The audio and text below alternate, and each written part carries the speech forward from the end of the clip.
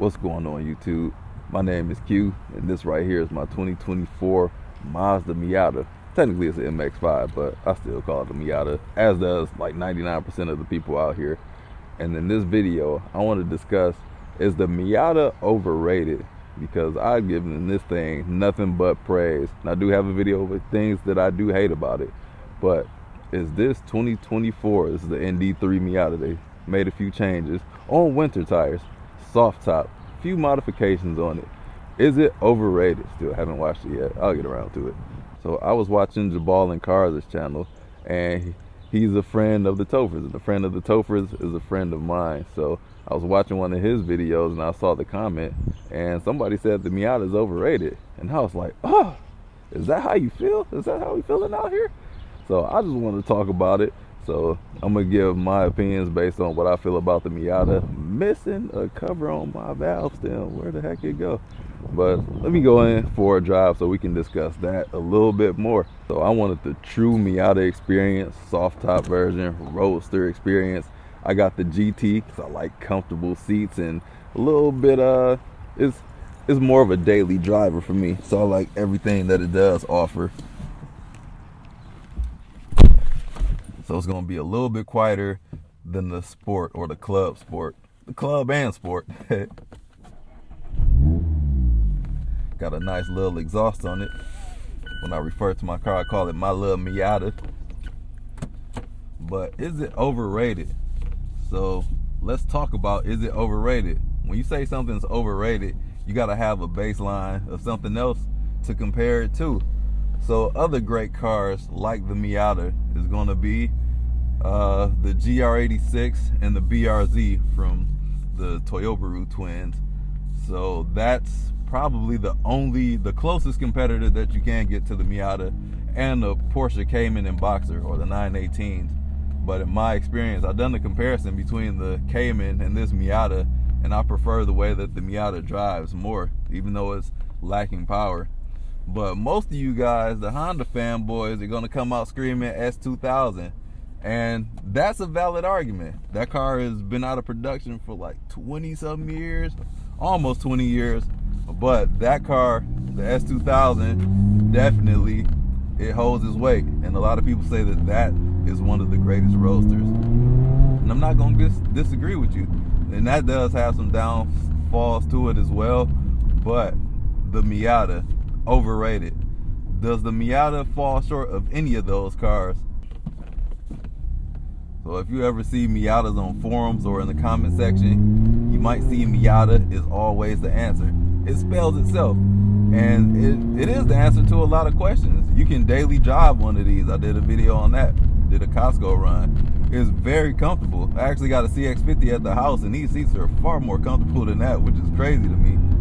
So this Miata being overrated, in my personal opinion, I don't think it is overrated. I think it deserves all the praise that it does get, and I hope Mazda hears that, because I don't think I want to see this car change much, because as cars go on, they get more complex. They're going to add weight to it. I don't want to see the Miata gain more weight, because it's even 500 pounds lighter than the S2000 and the GR86 and the BRZ. So it's in a class of its own.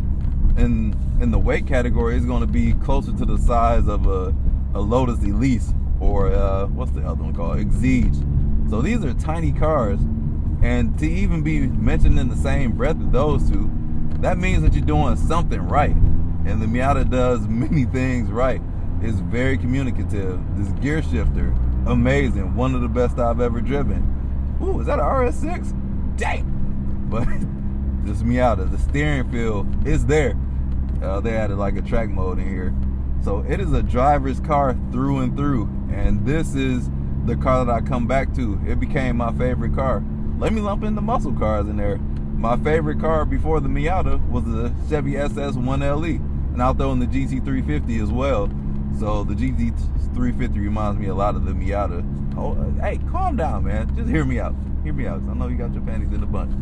So the SS1LE, I'm in Detroit. I love my muscle cars, even though I'm technically outside of Detroit right now.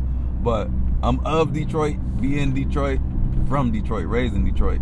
So muscle cars are a thing for me. And then I got my hands on a Miata. And everything that I loved about the Camaro, minus the power, the Miata delivered. And the Camaro SS1 LE was just fun all the time. And one of the, I'm not even gonna call it a downfall, it was a very serious car. The Miata is a playful car. I could be doing this and not even speeding, just having a blast. You can't do that in too many other cars. A second gear pull, you're gonna get a ticket. If I was in the RS6, that curve would not have been fun. You can have fun in the Miata at any speed. I took it to the track. It was a little bit underwhelming at the track with the body roll. That's my personal preference, but I do have a mod that'll be here tomorrow, actually, sway bars. So if you want it to be a track car, you can have an all-out track car in the Miata. If you want it to be a comfortable Grand Tourer, which I got the GT trim, it is that. It ain't no storage in here, but to say the Miata is overrated, I cannot say that.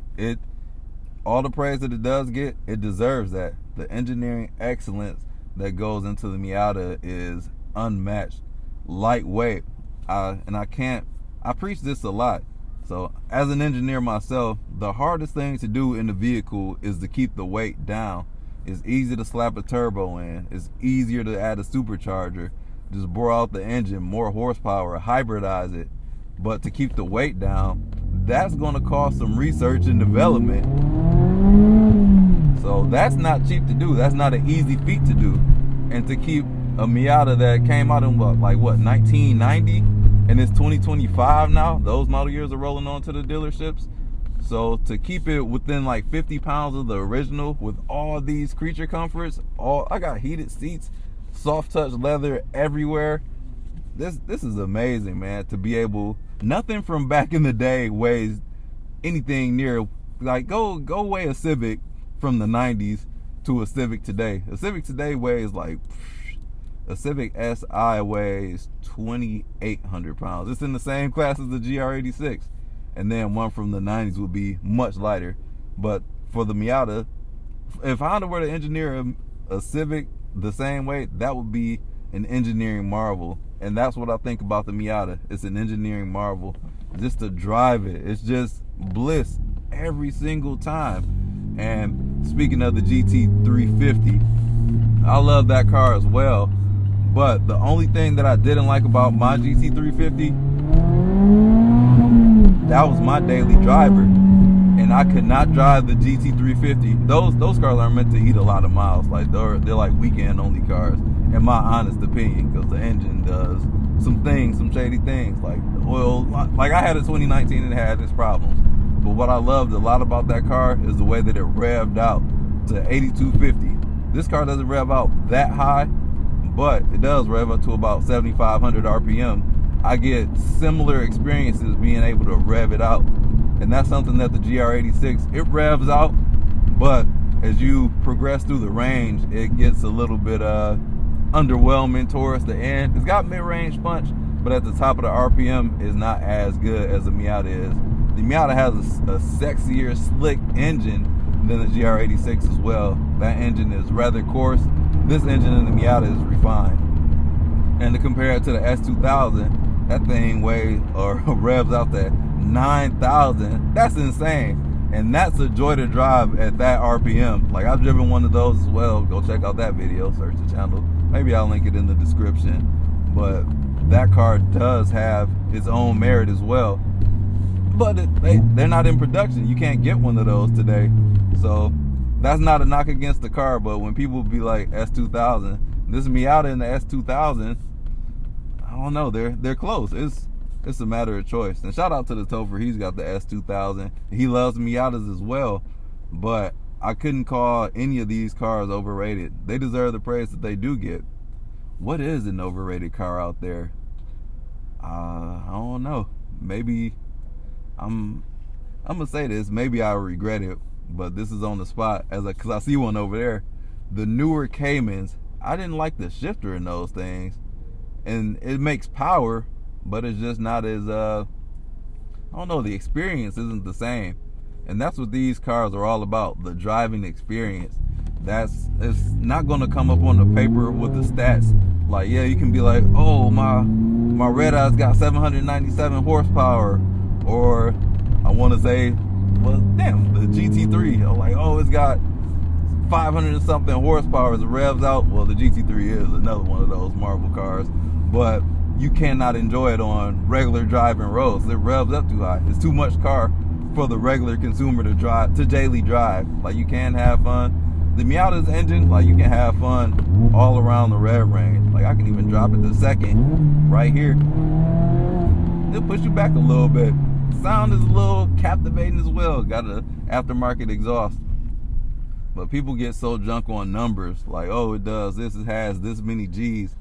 But is it fun to drive? Is it engaging to drive? And the Miata is one of those cars where the stats are not going to shine through. It's just fun. It doesn't take itself too seriously. And that's where the charm of it is. And there's a couple other cars like that. I think the F-Type Jaguar, that's one of those cars that's out of production now. That it wasn't the fastest in its class, but man, it was just fun and kept a smile on my face the whole time. And Scat Packs as well. It's not as powerful as the Hellcat, but those were great cars to me. Like, they're just fun cars. People down them because they don't have the biggest horsepower numbers, and like GT500 Shelby cars. When I had the ZL1, I found out my SS1LE was more fun to drive than that. But these are not numbers cars. It's an experience car. And if you haven't driven these cars, I personally, respectfully, your opinion doesn't matter unless you experience the car. That's all it is about the experience. And every time I'm in the Miata, it's just a great experience to have. So that's all I got to say about the Miata, and if it's overrated or not, as I try to figure out where the heck I'm going, because I can't remember where I was going to. But no, it's not overrated. People give it high praise, and I think it's deserving. Like, you will have some fanboys out there where the Miata can do no wrong. I'm not one of those people. I do recognize the flaws in any car. Like, I'm not a fanboy of any car. I just love cars as I've owned 29 of them thus far in my life. Looking to get my 30th one this year. So that's all I gotta say about that. Drop a comment, let me know if you think the Miata is overrated. And if you do think it's overrated, let me know why. And I want to know, if it's not the Miata, what other car that you think is overrated. I want to know about that, because I couldn't think of one on the top of my head. But it's always the fanboys that make you not like a car. And I know people talk about Teslas. Yeah, Tesla, are they overrated? I don't know. I don't care. If you like the car, I don't care. Like what you like. I'm not here to downplay whatever anybody's like. But the Miata, in my opinion, is the car that I do love. I do enjoy it, and it's not overrated. It is what it's supposed to be. As is the S2000. I think it's rated what it's supposed to be. Very fun car. GR86, I think that's an awesome car as well. That's something that I could have seen myself purchasing, actually, on the FRS. So there's that. A lot of these cars, man, it's all about the experience. The Integra Type S that I did have, people would call it slow because it only had 320 horsepower. Like, oh, that's a slow car. It only gets 30 miles per gallon on the highway. My Camry gets 35 miles per gallon, but it's not a track car, and people don't understand that about the car. The experience of the Integra Type S on the track was probably my favorite car. So it's going to be the GT350 on the track, and the Integra Type S were my favorite cars on the track in stock form. This Miata, once I get the sway bar, might need some coilovers. We'll see, but I'll revisit that this year. All right, that's all I got to say about that. I'll check you all out in the next video. Peace out.